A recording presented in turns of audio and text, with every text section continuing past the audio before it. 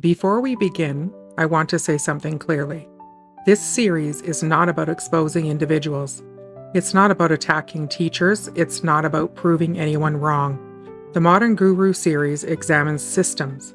It looks at how authority is constructed in the digital age, how influence spreads, how psychological truths become compressed into marketable frameworks, how intelligent, sincere people, myself included, participate in these ecosystems. In each piece, I'm speaking as someone who invested, who read the books, who listened to the podcasts, who considered alignment, who could have benefited from staying inside the narrative, and who chose discernment instead. This is not a takedown. It is a system analysis from the inside out, because clarity is kinder than accusation, and discernment is more empowering than devotion.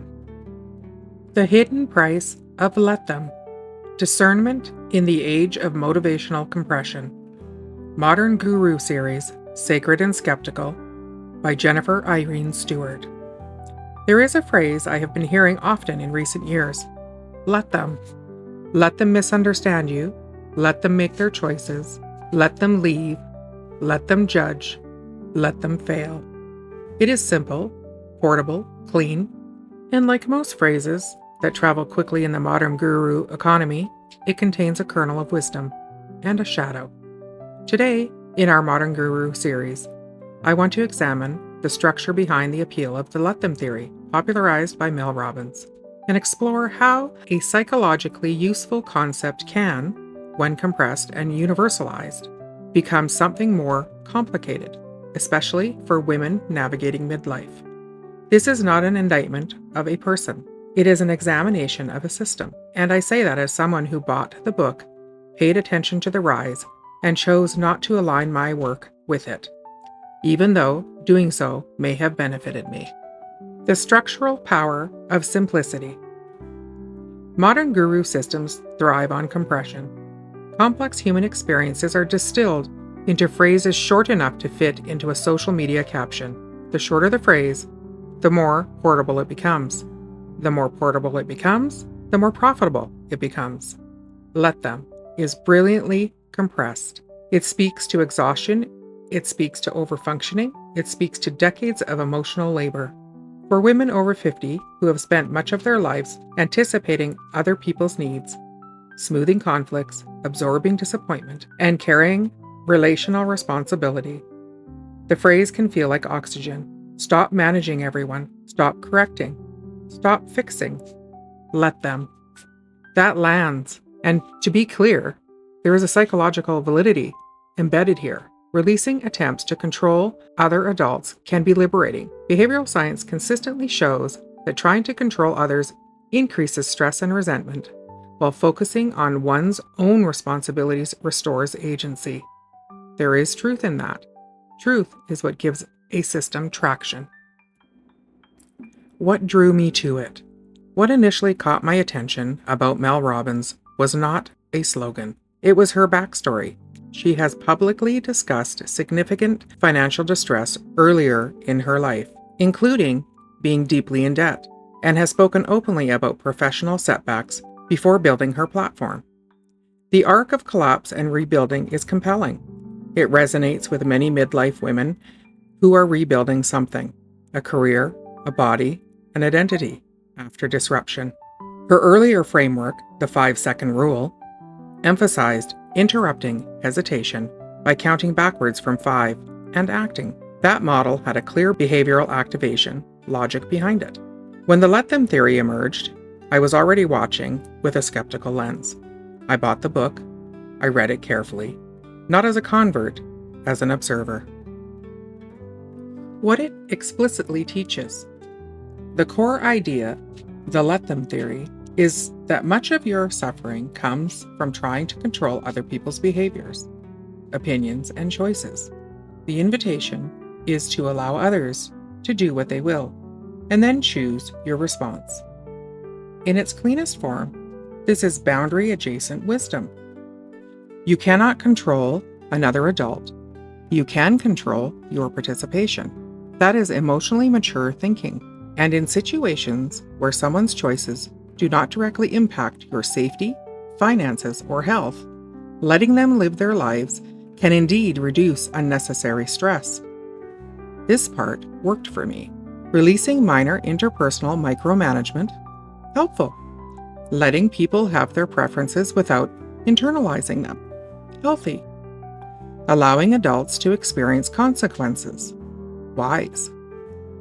But compression becomes distortion when it is applied universally. When let them becomes self-abandonment. Midlife is not a neutral terrain. By 50, most women are not merely managing social discomforts. They are navigating hormonal shifts, sleep disruption, caregiving responsibilities, financial recalibration, grief, identity reconstruction, and sometimes chronic health conditions. Against that backdrop, let them can shift meaning. If someone's behavior directly harms you, emotionally, financially, physically, simply letting them without boundary reinforcement is not empowerment. It is exposure. There is a crucial distinction between letting someone make their own choices and allowing someone's choices to destabilize your well-being. The phrase does not always carry that nuance, and nuance is where midlife lives. The authority structure behind the message. Modern authority is built differently than traditional authority. It is not conferred through institutions. It is conferred through narrative and reach. A story of early failure, public vulnerability, massive audience growth, best-selling books, high download numbers. These markers signal credibility in the digital age. Again, this does not imply manipulation. It simply reflects how trust is constructed in contemporary culture. Relatability becomes authority. Scale becomes validation. And the simpler the message, the easier it is to scale. How compliance becomes internalized. Motivational compression rarely enforces obedience from the outside. It encourages internal compliance. If the framework works, you credit it. If it does not, you question your application. Did you truly let them? Did you secretly resist? Did you fail to let them choose differently? The structure subtly places responsibility for outcome on the user, which sounds empowering until biologically, relational, or systemic realities complicate the picture. When you are exhausted because of perimenopause, caregiving, and financial strain, your inability to just release may not be a mindset flaw. It may be capacity. When someone violates your boundaries and you are told to let them, the emotional labor often shifts inward. The resentment does not disappear, it internalizes. The midlife context. Women over 50 often inhabit what sociologists call the sandwich generation, caring for aging parents while still supporting adult children and grandchildren. At the same time, many are confronting social invisibility. They possess more wisdom and discernment than ever before, and yet they are frequently treated as less relevant. In this context, a message that centers personal response can be grounding, but it can also inadvertently ignore structural stressors. You cannot let them menopause away. You cannot let them erase wage gaps. You cannot let them solve elderly care logistics. These are realities that require structural engagement, not internal framing. The subtle profit incentive. Here is where I turn the lens towards myself. I could have aligned publicly with this framework. Digital ecosystems reward endorsement of rising voices. Algorithms detect alignment. Traffic follows consensus. If I had amplified the narrative, my platform may have grown faster. But something in me resisted full adoption. Not because there was no wisdom in the idea, because I could see where it bends. I did not want to build my work on a compressed universal. I wanted room for complexity. That decision likely cost me speed. It bought me coherence. What actually helped? Let me be precise. There is liberation in allowing adults to run their own lives when their choices do not directly impact you. There is sanity in refusing to micromanage perception. There is maturity in recognizing that not every misunderstanding requires correction. But when behavior crosses into your domain, your time, your money, your body, your emotional safety, release must be paired with boundary. Boundaries are not internal slogans. They are external behaviors. They require conversation. They require clarity. They sometimes require consequence. They cannot be executed in 3 words. Where harm can occur without malice. Harm in guru systems does not require bad intent. It can emerge when chronic stress is reframed as resistance, grief is reframed as attachment, boundary violations are reframed as growth opportunities, exhaustion is reframed as mindset. Women conditioned to endure are especially susceptible to this drift. Let them can quietly morph into tolerate it, and tolerance over time erodes vitality. It's hard to question a popular framework. Questioning a widely embraced system can feel destabilizing.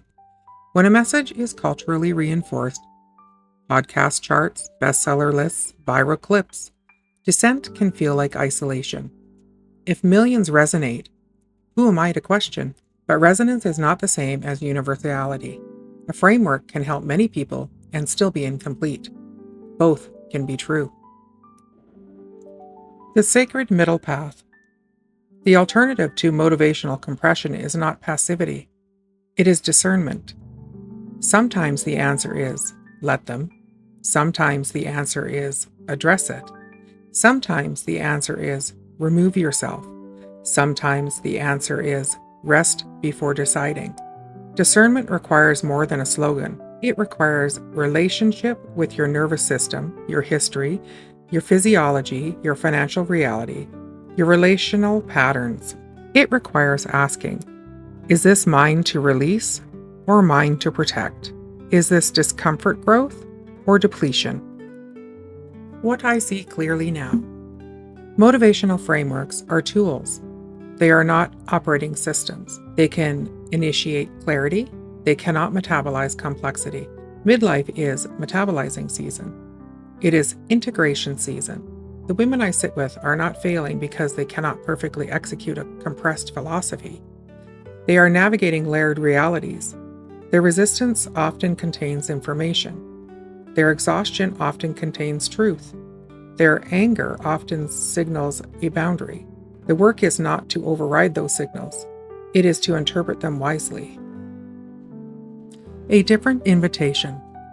Instead of asking, can I let them? Perhaps we ask, what is this situation asking of me? Instead of asking, why can't I release this? Perhaps we ask, what part of me feels unsafe? Instead of assuming peace requires detachment, we might explore whether peace sometimes requires limit setting. That is slower work. It will not trend as easily, but it builds something durable. Closing reflection. The modern guru system rewards compression. Midlife rewards depth. Both can coexist, if we remember which is which. You are not behind if you need more than 3 words. You are not broken if your body requires rest before release. You are not weak if your situation demands boundary instead of detachment. Discernment is quieter than slogans, but it is steadier. And in this season of life, steady matters more than speed. In our next exploration, we will examine cognitive reframing systems and how they can both soothe and silence women navigating loss and transition. Until then, may you let what is not yours fall away, and may you fiercely protect what is. If this resonated, I invite you not to react, but to reflect, not on the teacher, on your participation. Where did it help? Where did it stretch? Where did it ask you to override yourself? You do not need to reject everything to reclaim discernment, and you do not need to shame yourself for having believed. Participation is human. Clarity is growth. And midlife, perhaps more than any other season, is the time we earn the right to think for ourselves. I'm Jennifer Irene Stewart. and I'll see you in the next exploration.